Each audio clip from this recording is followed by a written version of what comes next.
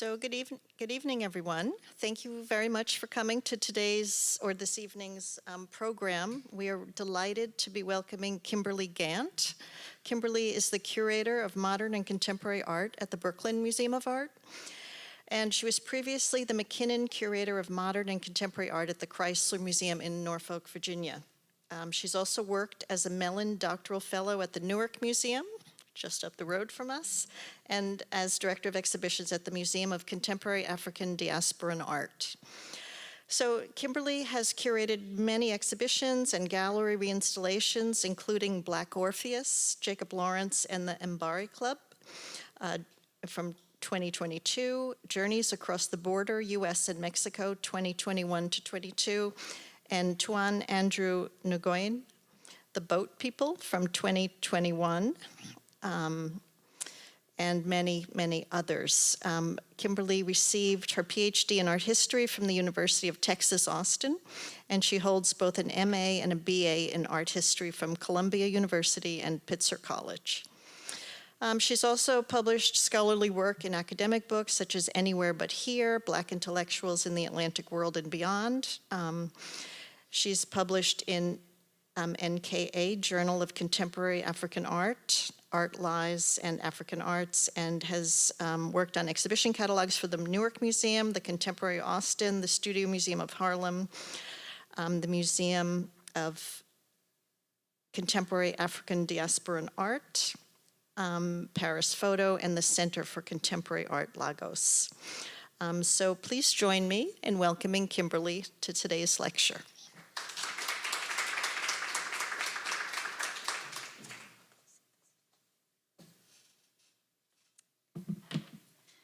Thank you. Turn this a little bit.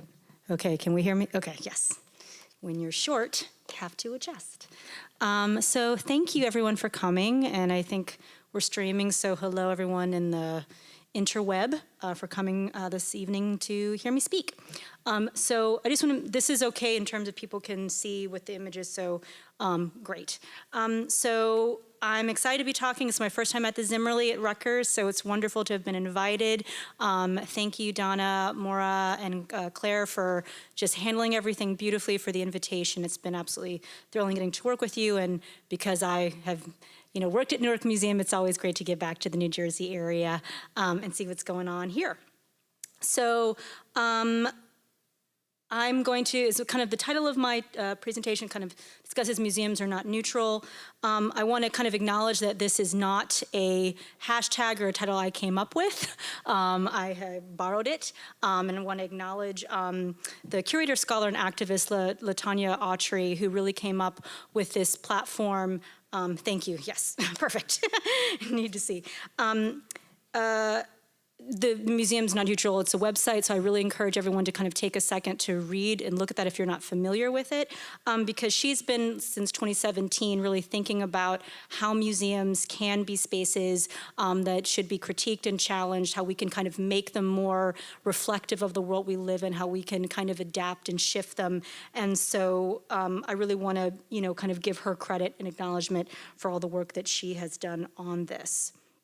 And also, but I use this title because I think this, to me, kind of sums up what I want to talk about this evening, the fact that, museums are places that are trying to reorient themselves. We know this, we've seen this in the news articles and in discussions that we're having kind of, just amongst ourselves, that museums need to kind of shift and adapt and really just kind of reflect, be a bit more inclusive, be more considering of those who are coming and supporting and what's kind of happening in the world and of itself.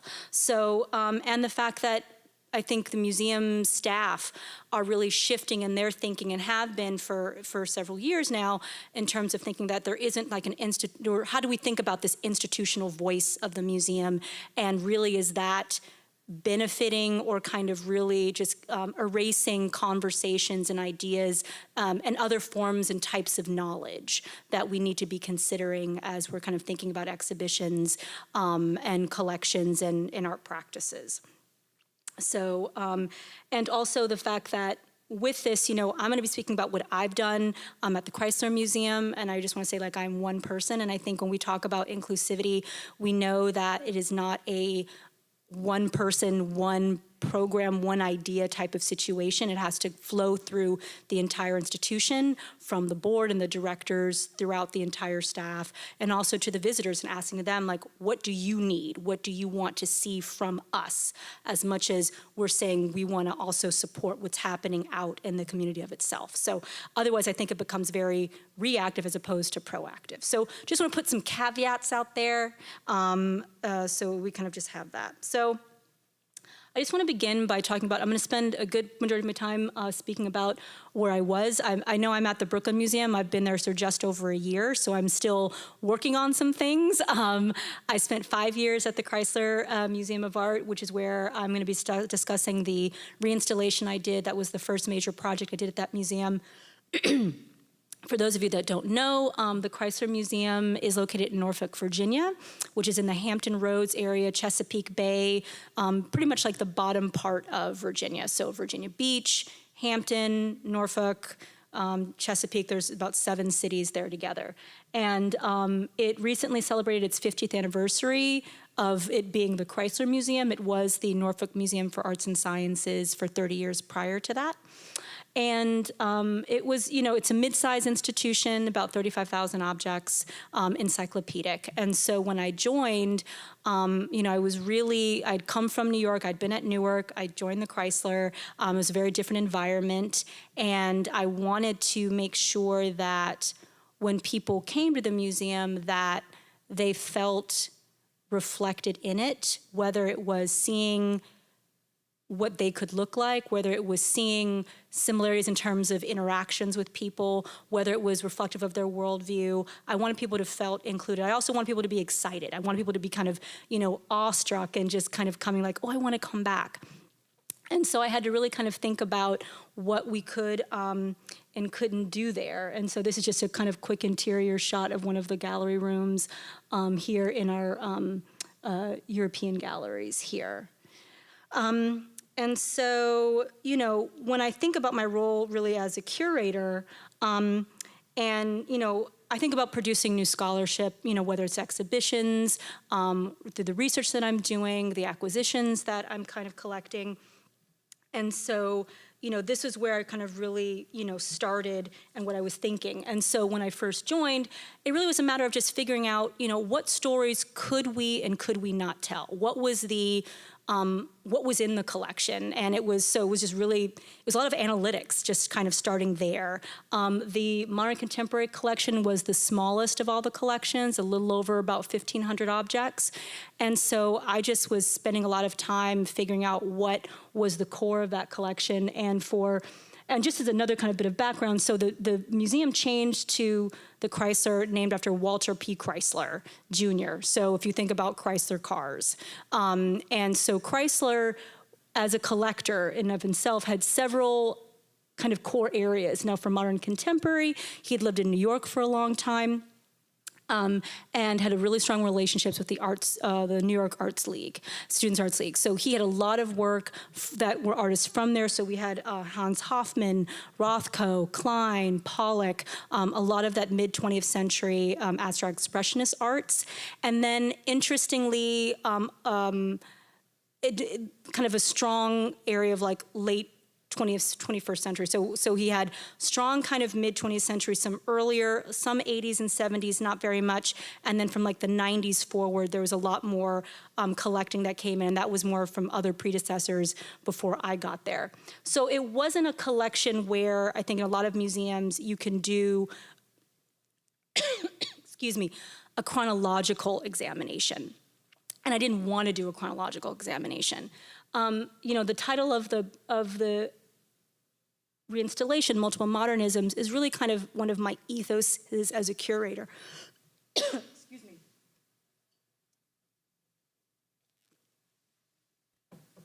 Sorry about that. Where when we think about modern contemporary art, we're taught it as, I think, in school very chronologically. You start from the beginning, you go to the contemporary, you start in Africa, you kind of go the globe. Like it goes very kind of linearly and across from one part of the world to the other. And that's not actually how the world works, and that's not actually how society functions. And so when we think about, and the idea of modernity being this moment kind of in the 19th century with Impressionism and kind of spreading throughout the world, okay, that is one form of modernism and within our practice, but we're all coming to art from our own perspectives, from our own kind of experiences. And so what is modern in one country is not the same in another.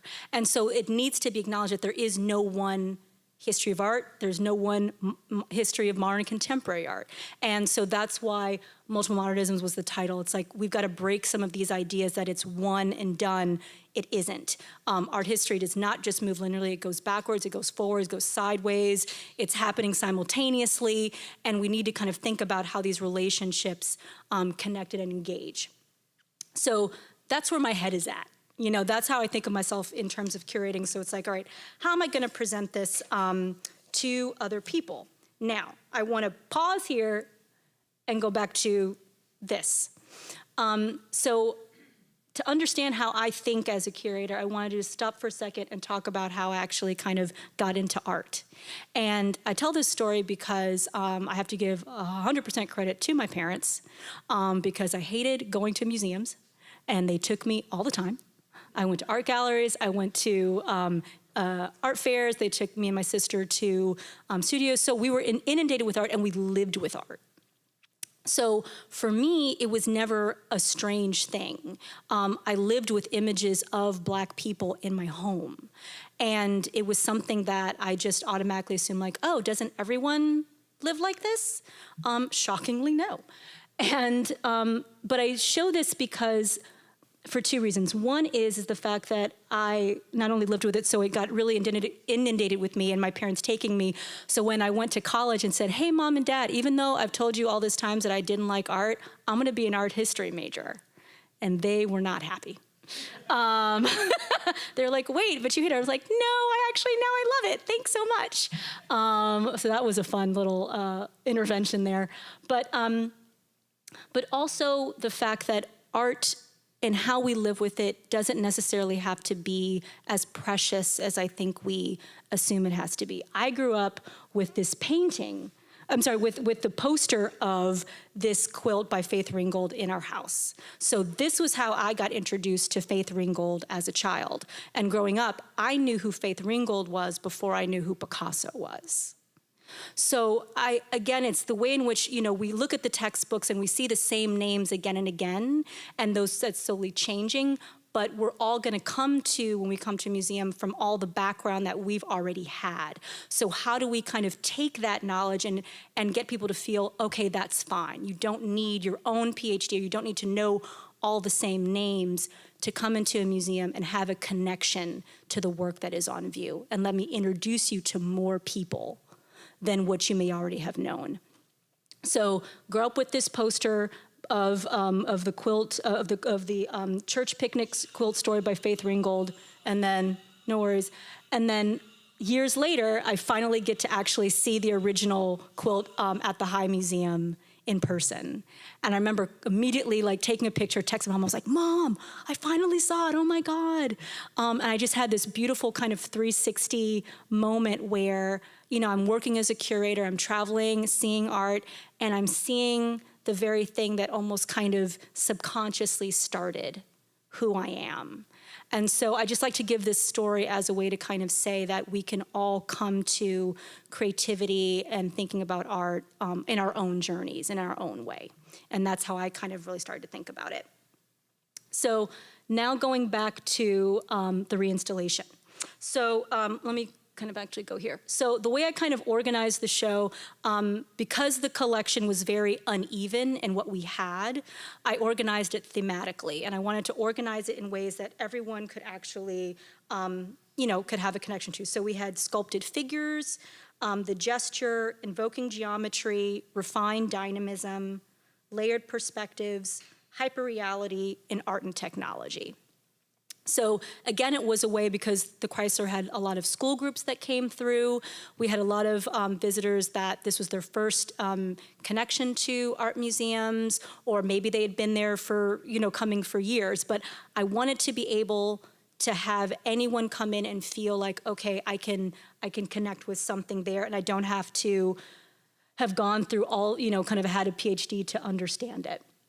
So sculpted figures was essentially a sexy way of thinking about portraiture from a sculpture perspective.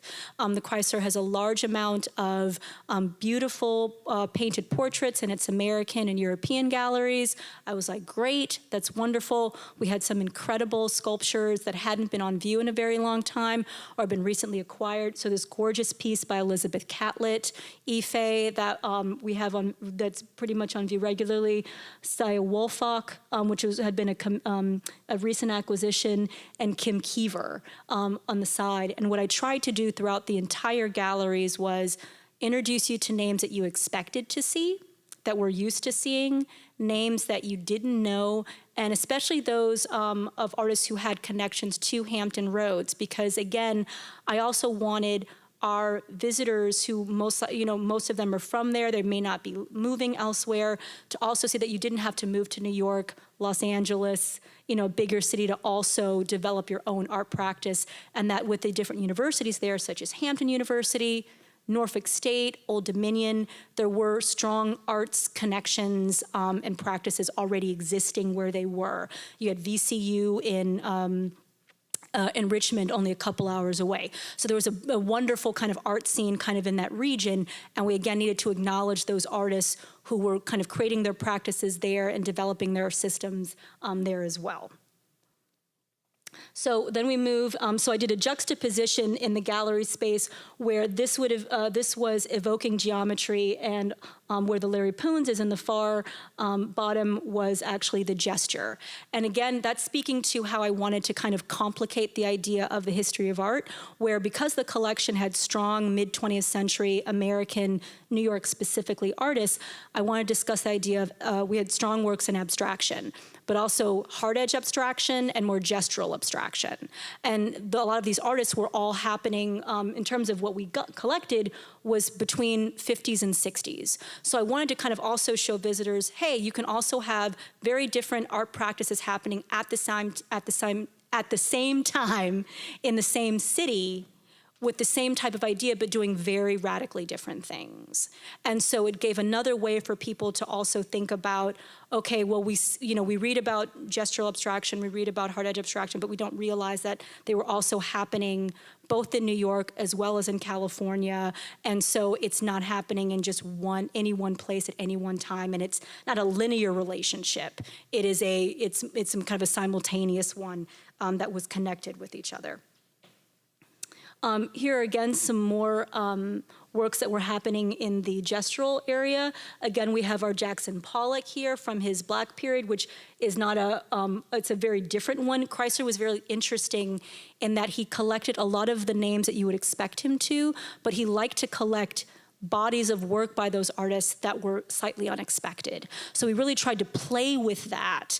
And so getting in artist names, but not necessarily getting the works that you expected of them. So while I was there, I acquired a work by Jacob Lawrence. I was working on an exhibition of his. But I didn't want to get one of his earlier paintings. I was working on an exhibition that's now at the New Orleans Museum of Art that was looking at his work while living in Nigeria. He and his wife lived in Nigeria for 8 months in the 60s. Most people have no idea. And if you do know Jacob Lawrence, you pretty much assume, you kind of only connect him with the Great Migration. And it's an incredible series that he did. But he was a prolific artist, prolific. And yet there's only certain bodies of works usually related to him and other artists like him. So I think, again, it was trying to connect the idea that we've got to think more expansively on an artist's practice as much as who the artists are that we are presenting.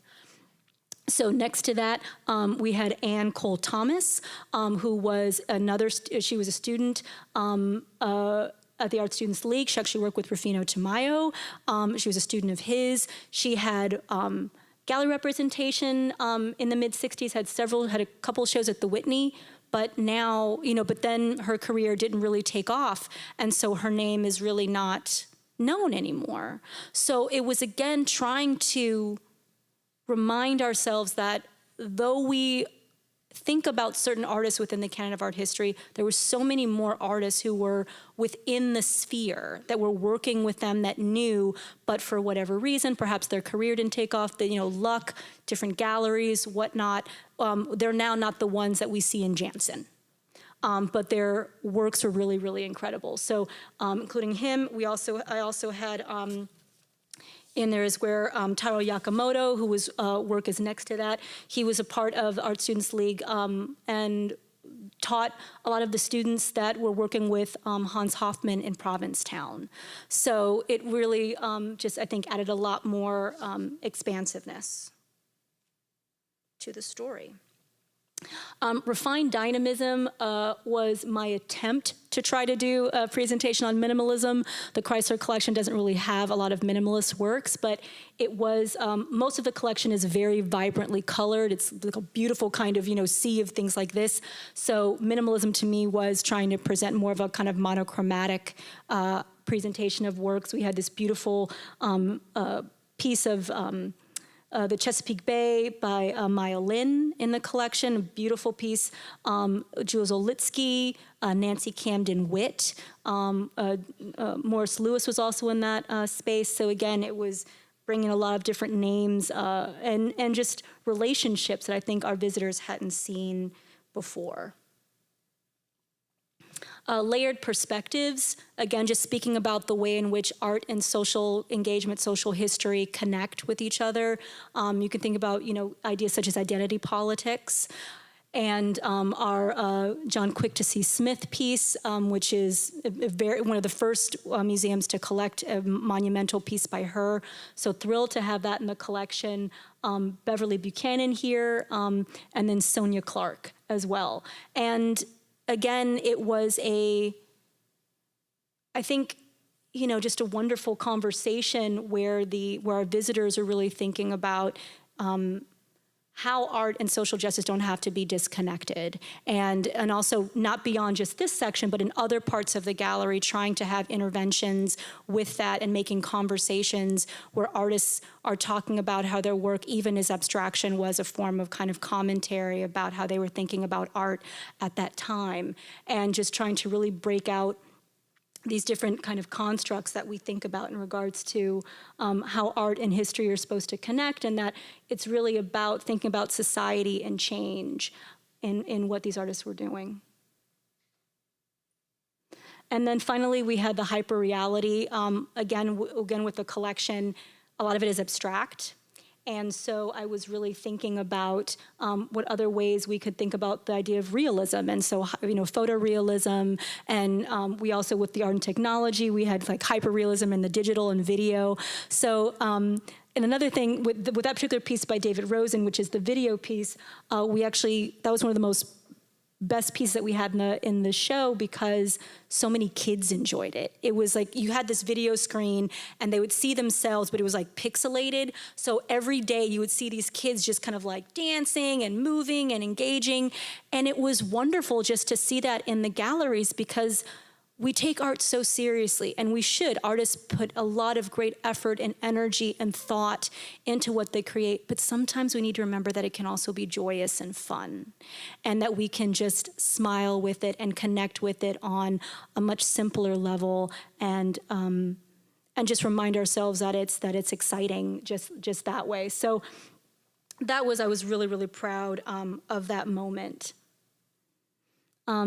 And again, just kind of trying to create conversations between names you know and names you don't. So our large Larry Poons on the right side there, with George Morrison, who was a Native American artist who also studied at the Art Students League and created these beautiful abstract landscapes. And we were one of the few museums that had a beautiful painting by him, and one that, again, a lot of he was a new artist to me before I got into the collection. And so just even getting to go through the collection and study it, it just expanded my own knowledge of the artists and what they were creating, and the connections that artists were making of themselves in generations past, and ones that I think we don't talk enough about or even know about to really discuss further and to enhance these and promote these artists' careers today.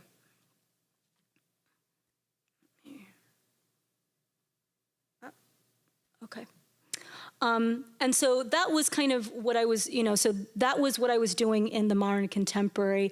And then what we also tried to do was expand this idea into some of the other galleries. So we call them double takes.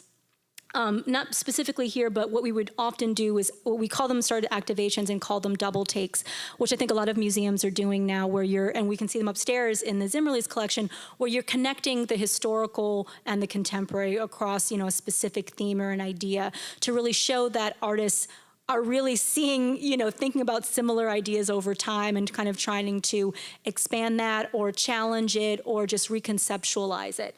And so we had in our American kind of galleries here, we hadn't had works by indigenous artists out in a very long time, but we had them in the collection. So we had these two very beautiful ceramic works, black on black ceramics by Severa Gutierrez Tamoya, which came out of the Santa Clara Pueblo in New Mexico, and they are very well known for that kind of ceramic legacy and history. And then also we had a piece by Michael James Martin, the painting there. Again, I wanted to really show that because of the gallery was really focused on more New York in the 21st century, I wanted to show that we had strong relationships to artists in the modern era who were also working outside, working in the West and the Southwest. And so some of that story was actually told. I think obviously museums in those regions have much stronger holdings, so can tell those stories and narratives a lot better.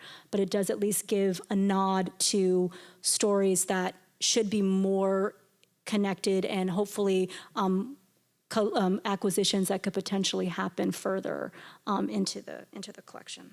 Let me see, how am I doing on time? Oh, all right, doing good. And now I want to bring this a little, so I'm talking about what I did at the Chrysler. And I want to kind of really think about how we're doing, how it's happening here at the Zimmerli. And I think that, again, we know that museums are all trying to shift, or they're all trying to kind of think about these bigger issues. What haven't they done? What can they do? And how can they, make these museums more interesting, or just more connected to those who want to come to them? And so, I think programs through Art Bridges, where that brought the Jack Whitten and the Barclay Hendricks, are really important because there's so many communities that really don't have, a great museum that has the kind of conditions that you need to kind of have a world-class collection, just logistically. And just even having, this image I thought was wonderful by having, the Art of the Chimeras, and you have this Barclay Hendricks here.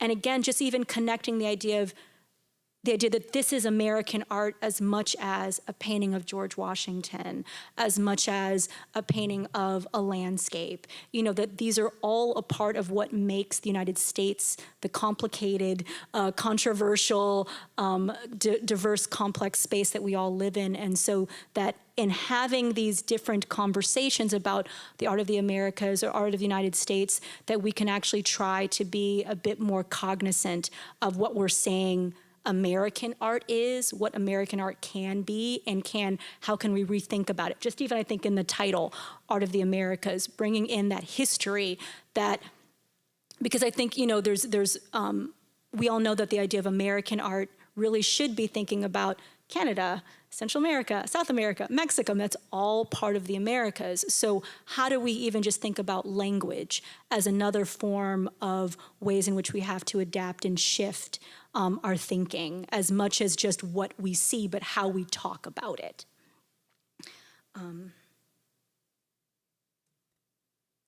So now I'm going to kind of take a few minutes and tell you what's happened over at the Brooklyn Museum and what we're doing here. So as I mentioned, I've only been at the Brooklyn Museum for a year, and it's been an incredible year thus far. And I've not done reinstallations like I did at the Chrysler yet, but what we are doing is really, really thinking about how we engage with our public.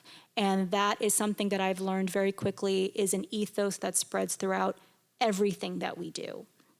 And so, for example, when we're thinking about exhibitions, we have a social impact framework that all the curators are really encouraged to think about and to kind of strategize when they're developing their exhibitions. So So, for example, we are getting taught a whole way in which we want to really make sure that our visitors are seeing that we're not divorcing ourselves from the wider world. So how we're building social justice partnerships, how we're expanding the conversation, and how we can magnify that reach and impact beyond, not just in the galleries, but outside. So as a curator, we've been tasked with thinking about, for the next 4 years, how our exhibitions will fit into frameworks of climate justice and mass criminalization. So we're asked and tasked to kind of think about these two ideas in a very broad way, and how our exhibitions, whether or not we're even thinking of, whether as we're thinking about shows, how we can connect those ideas, one or two, to those shows, or how we're thinking about those shows as ways to develop our own projects. And even with acquisitions, the same thing. The idea is that we want to acquire things that are going to be transformational for the collection in ways that also talk about these two strategies as kind of forward-thinking ideas that are happening within the world, and that even just impact our communities on a local, regional, and international level. So it's something that I'm still kind of learning how to really engage with. I think about it in a different manner. So it's been really exciting to actually just consider how we really think about that, and who we're discussing these ideas with. So one of the other things that I'm learning about is we're developing a kind of outside, I'm going to get the name wrong, but it's more of a kind of advisory group that would be not just kind of a community group where we just ask hey, we have this show, what are your thoughts? No, this would be something that is like a 3-year appointment. People are asked to be on there, and they're paid for their time, which I think is really, really important. And they are advised on all aspects, not just exhibitions, but programming, how we're doing in other aspects of the institution at large. And I think that's a really important step to actually have us think in different ways than what we're used to thinking. And I'm excited to see how that's going to develop. And then, again, I'll just end with, again, partially of what the Brooklyn Museum is how all of these different bigger strategies really connect with each other, and how we as staff are being asked to really consider, again, as an institution, but within our own departments, cross-departmentally. And I think as institutions, I think we're probably going to wind up seeing more of things like this if there's the capacity to do it, because ultimately we need to be called to task as museums to make sure that we are evolving with the way that the world is going, and so we can be sustainable, and that we can be spaces of not just seeing beautiful things, but seeing things that could potentially change the world in that way. So I'm going to stop there. And thank you very much, and I'm happy to answer any kind of questions or thoughts, and I just appreciate your time. Thank you very much.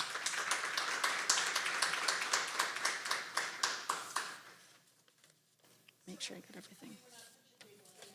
Yeah. No, totally, yeah. Let me go. I'll go back to the first. Sure. Oh, so the internet folks can. There we go. I just wanted to know how you're defining community. Is it the Brooklyn? Is it Brooklyn? Is it national? Is it international?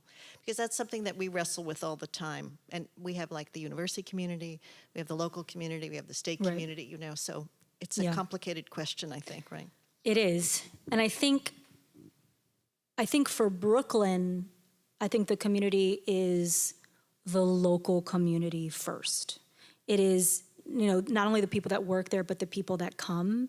And Brooklyn Museum is one that, we don't get the tourists that the Manhattan museums do. I think it's similar that way in New Jersey, but we get people who really want to support the institution. They come to our events. They love the space as a place for not just learning, but for just engaging. They come to the markets that we have on the weekends. They come to when we have speakers. They just when the museum got redesigned, it was built, so that way, so it had one of those, originally those huge high stairs that you kind of go up to like at the Met, and they took all of that down. You come through kind of on like the same level as you walk in, and on top of it, our bathrooms are before you get into the main part of the museum. So there was a way to kind of actually, and that was something, as far as I understand, was asked of the community. So it's like, so anyone can come and just like use the restroom, like before they even get into the main part of the building. It's like things like that, where I think if we spend more time just kind of listening to what people who come in want and need, who kind of live there, that's the type of seemingly small, but I think really important thing that can develop from it. So, I think the Brooklyn Museum's it's communities like we're all dealing with, but I think the focus is on the local, like who's coming, and then, because they're the ones who really support. Like, it's great when you get folks from out of town and they come in, maybe they have their Brooklyn day and, and they hang out, but it's like the artists who live in Brooklyn. It's the people who live and work in Brooklyn, I think, and that's where I'm learning that we start first. So, yeah.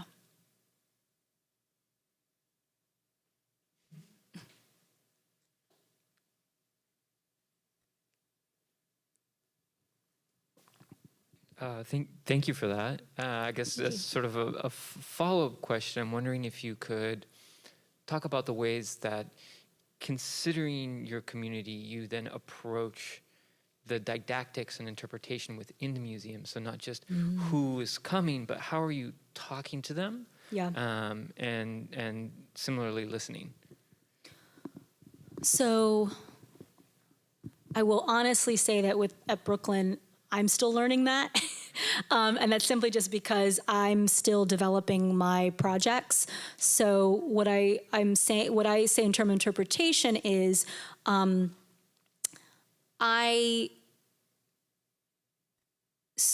I think I start in terms of, as a curator, my knowledge starts at a kind of the research kind of book level. But what I'm trying to be much better at is not just relying purely on that. It is having the conversations, especially with contemporary artists, like, what can I chat with you? Can I talk with you? Can I hear what of you? So that way I'm also learning what they want to say and what they want visitors to get from it. Like, it shouldn't just, I'm curating the show, but the artists are making the work. It's their point of view. It's their creative energy and force.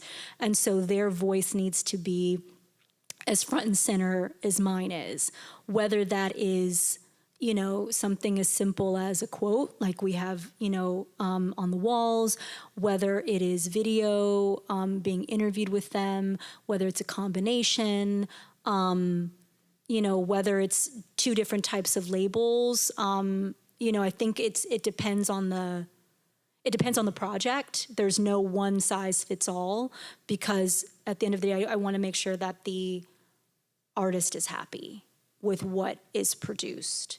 I want to make sure that I'm also, that the stakeholders for the project are happy with it as well. So it's always a bit of a compromise. I don't think anyone's going to be 100% happy, but what I want is, when people come to an exhibition that I create, again, the artists are happy, but also that when the visitors come in, they don't feel talked down to, that the language isn't, any sort of like, just, that they're not being talked down to. And I think our editors, I've learned, are like really good at being very mindful of like saying, hey, you might want to rephrase this, think about it, because there's a way in which I think I write that it's just very scholarly. So I'm, and not that there's anything wrong, but yeah, I'm trying to kind of find that ground. I was like, no, the visitors are intelligent people, and I want to make sure they feel that intelligence, but I also don't need to kind of worry about all the jargon. And also that if there needs to be a different point of view or perspective that's not in there, that's pointed out to me as well, because I'm only one person, and so I don't always get everything right. So I'll take feedback. I mean, I have to, I want it, and I think, yeah. Yeah, I mean, I guess so. Yeah, I mean, in terms of, everything we write gets reviewed. So our deputy directors look at it. Then it goes to our head of social impact and learning. It goes to our editors. So it's a lot of back and forth, making sure that what I'm trying to say doesn't also get changed so much that it's not what I'm trying to say, but also that I'm just making sure that I'm not, like I said, saying it in a way that's not taken into an account, a particular framing or things like that. So that's more just the process that I'm kind of learning, and I think we're still evolving some of that process as well to see if because we don't have an exact interpretation plan, but it is about making sure that we have different stakeholders taking a look at things so that we're not just. It's not sounding the exact same or that we're not missing something.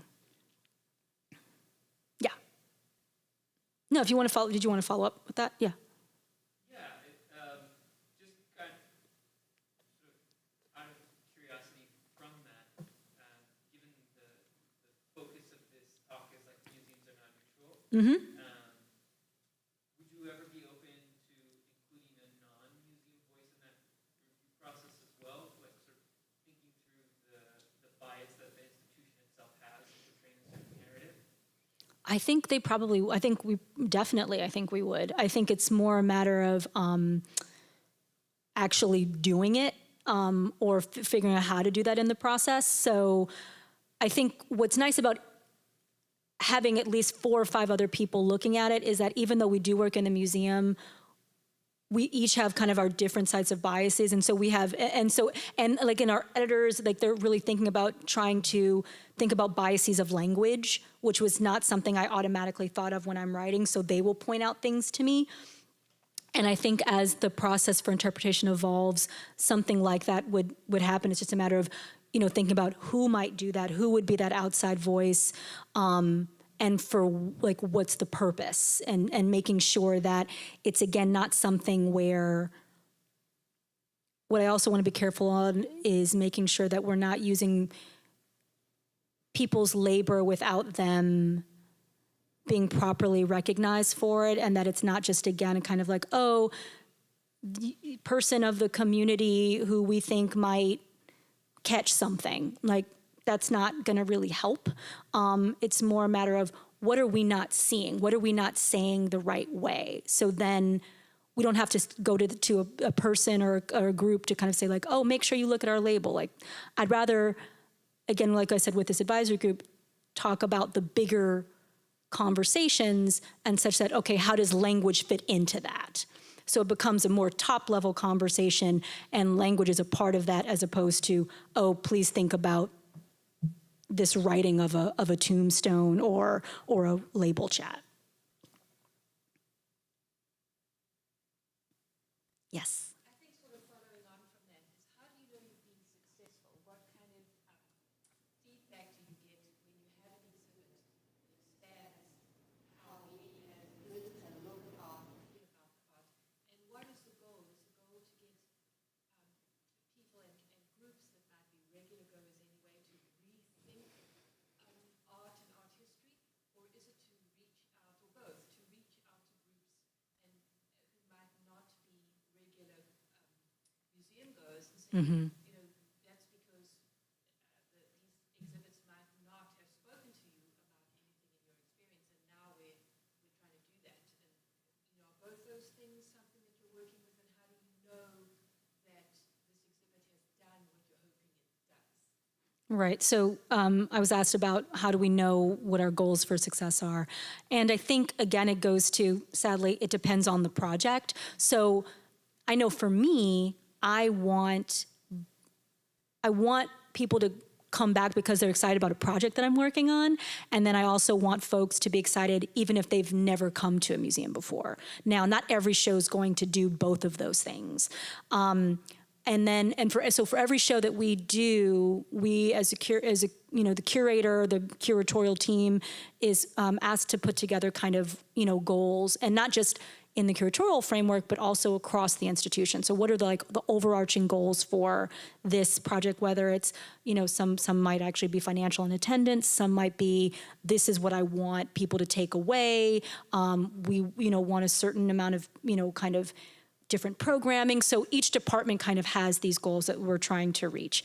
And I think on a, just on a superficial level, if you've kind of gotten some of the numbers, like that's a quantitative goal, that's one level of success. I think another level of success for me is just when I go through the galleries and I see people in there and people are saying, if I go to them like, hey, how are you liking the show? They're just like, oh, I didn't know about this artist and I'm excited to see it. Or like, I've never been to the Brooklyn Museum before, but I saw this ad for this show, on the subway and I came because it sounded really amazing. So I want people in there. And I think ultimately, I don't want anyone to go to a show that I do, look like this and leave. I don't want there to be apathy, to be, and just have no connection, no interest. You don't have to like it. I'm okay if you don't like it. But at least if I know you don't like it, you can tell me why. There's some sort of reaction to what is on view, and also that you get the narrative of the exhibition. I think of an exhibition kind of like a thesis of a paper. What is the point of this show? What am I trying to tell you with this show? And do you as the viewer get it? If you don't get it, I didn't hit the mark there. You can like the show, you can like the works in the show, but if you don't understand what I'm trying to convey to you, then my storytelling wasn't well. And that's ultimately, I think, what a show is. It's like, what's the story that the viewer needs to understand? So I think, it's a complicated answer because, for Black Orpheus, I wanted people to, one, see that Jacob Lawrence was a prolific artist. I wanted people to see that there were, to know about modern contemporary African artists as well. I wanted to know about Black Orpheus. I wanted them to know about modern contemporary art outside of the West. There were all these things I wanted people to get. And it seemed, when I kind of chatted with people, that they got that. Maybe they didn't get everything, but they came and they were excited and they were and I could see their faces of, wow, I'd never known about this work. I never knew about this moment. And they took away names of artists they didn't know. And so for me, that was successful. I think with the new projects I'm doing, so I'm opening next week, if you guys are so inclined, the Movement in Every Direction, Legacies of the Great Migration, which is a traveling exhibition originated by the Baltimore Museum of Art and the Mississippi Museum of Art, Ryan Dennis and Jessica Bell Brown. And that is an exhibition that we are opening March. March 3rd. And that's an exhibition that was asked of 12 contemporary artists to kind of rethink the idea of the Great Migration period and how they can reflect on that in the 21st century, how the artists themselves could look at their own past to create new works for it. And so we have 12 artists, we have amazing works in that show. And for that one, I hope people will come, and whether or not they have any particular relationship with that moment in time of the Great Migration of African Americans, I want them to know, as the originating curators did, that the title Movement in Every Direction, emphasized the fact that the Great Migration was not purely a movement of Black people from the southern states to the northern states. Many millions of people stayed within the southern regions. They migrated within that. They went eastward. Some obviously did go northward, but it wasn't just one way. Also, an important discussion is the role of women within the Great Migration, a story that we don't really discuss within the history books. So those are like two, and Brooklyn's connection to that legacy. So there's just three things that I want our visitors to get. And do I think will they get it? I hope so. I think so. I think we did a great job. And we'll just have to, hopefully see through what we do and the programming and the conversation. So, yeah, sorry, hopefully that wasn't too preachy. But yes.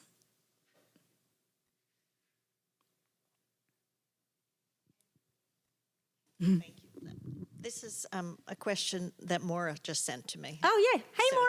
Yes, she couldn't be here, and she's very sorry she couldn't be here, but she wanted to know, could you talk a little bit more about the Brooklyn Museum's social impact framework? And especially like how does that work internally? Is that a curatorial kind of discussion initiative, or is that like throughout the whole museum? Yes, so I will say that I'm learning this. I'm not an expert yet, but it is throughout. So she was asking about the Brooklyn Museum's social impact, social action framework. It is throughout the entire museum. I know in relation to how it fits for the curators, but as an institution overall, we are focused on doing, on developing programs, exhibitions, initiatives related to climate justice and mass criminalization, I apologize. And so in those two ideas, that was kind of developed through kind of our executive level management. And so we are trying to enact those on different levels. So right now there is, I believe it's still up, we have a beautiful exhibition that my colleague Nancy Rossoff curated on climate justice within the indigenous community. That's an exhibition through our collection that's on view. And so so thinking about how we can develop not just, like I said, with exhibitions, but how we think about in terms of our acquisitions. Do the artists themselves that we're adding to, do they have discussions in their work about these two ideas, or through like the mediums that they're utilizing? As well as, like I said, through programming. So, for the ideas for like the Great Migration, that's looking at, mass incarceration, mass criminalization, And so in certain of the stories that the artists are talking about, the fragmentation of families, the fact that a lot of communities had to leave because of racial violence or because of issues issues in the climate at the time, and so that forced them to leave, the economic disadvantages. So ways in which we can tie these stories that are happening in the exhibition to these broader, bigger ideas, and get people to also think about these ideas themselves. So it's a process that is evolving, and one I understand is for the next several years. So like we're kind of benchmarking it, but really kind of thinking about how. And then, how we can consider as an institution ways in which to connect to that. So again, like I said, with programming, we do it. For our first Saturday, that's on next Saturday, we have conversations, thinking about, Women's History Month and how we're thinking about, lectures also related to the Great Migration as well. So it's not something that, it permeates all that we do. It's not always direct, where it's like, this equals this. It's more, how do we kind of use it as a thought process and a mentality in terms of how we create and how we think about what we're doing and the initiatives that we develop. So I apologize if my colleagues are listening to me talk about it, because like I said, it came through our Department of Social Impact and Learning, Adjua, who's their director of that. So I'm happy to put people in touch to learn more about that, so that in this story of telephone, I am not butchering all the hard work that they've put together with it. But for those who want to learn more, I don't want to ruin any more conversation by saying the wrong things, but yeah.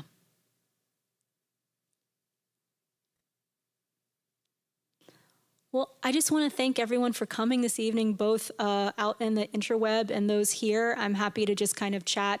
Also, if just have casual questions, and I really hope to see everyone at the Brooklyn Museum at some point. We'd love to have you, and I hope this is, I'll be coming back, another time just to see some shows. Now I know that you guys aren't that far away. Yay! So thank you again for the invitation. Have a good evening.